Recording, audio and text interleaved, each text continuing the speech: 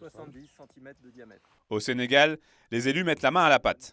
Ce mercredi après-midi, une délégation du département de Bignona, dans la région traditionnelle de Casamance, a passé un long moment en compagnie d'agents de l'Office national des forêts au col de l'Épine sur la commune de La Motte-Servolex. Engagé depuis maintenant 35 ans dans un vaste programme de solidarité internationale, le département de la Savoie entretient des relations très étroites avec son homologue de Bignona grâce à un effort de coopération qui s'articule autour de plusieurs grands axes: l'accompagnement social, l'accès à l'emploi des jeunes, la vie départementale et l'agroforesterie. L'idée, c'est vraiment de permettre aux populations de Bignona de s'adapter au problème du réchauffement climatique.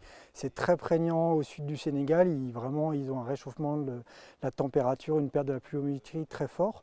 Et donc les trois axes, c'est de leur apprendre à gérer les forêts. C'est de leur permettre de commercialiser leurs produits agricoles de meilleure façon pour avoir des revenus. Et c'est de développer les énergies renouvelables, principalement l'énergie solaire. Et on a des gens hyper motivés.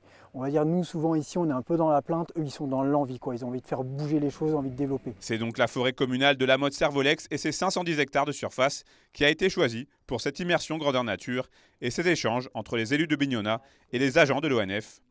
Dans cette région du sud du Sénégal, la notion de propriété des espaces forestiers est très différente de celle que l'on connaît en France. La forêt dans le département de Bignona est bien souvent considérée comme un bien collectif, sans titre de propriété, que tout le monde peut s'approprier et que tout le monde peut exploiter. Et l'idée, c'est d'insister sur des notions de base que sont le respect de la propriété communale ou départementale ou de l'État des biens forestiers, pour différentes raisons, et de leur expliquer comment nous gérons ces forêts publiques avec des programmes de couve, avec des plans d'aménagement forestier, avec des actions de surveillance qui nous permettent justement de garantir la durabilité de cette gestion. Pour Yankoba Diémé, le président du département de Bignona, accompagné de sa troisième vice-présidente Marie-Jeanne Damfa, cette visite in situ répond à une certaine nécessité.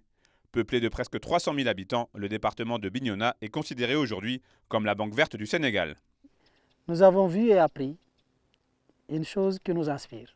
Nous découvrons que nous, le département de Bignona, nous sommes assis sur du pétrole vert. Nous sommes assis sur du pétrole vert parce que nous avons énormément de potentiel. Mais il y a des problématiques qui sont assez spécifiques à Bignona. Il y a une sorte d'exploitation sauvage et anarchique, il faut le reconnaître. Par l'effet du caractère frontalier du département avec la Gambie, qui crée une porosité de la frontière qui fait que quasiment tout le bois de Bignona est massacré.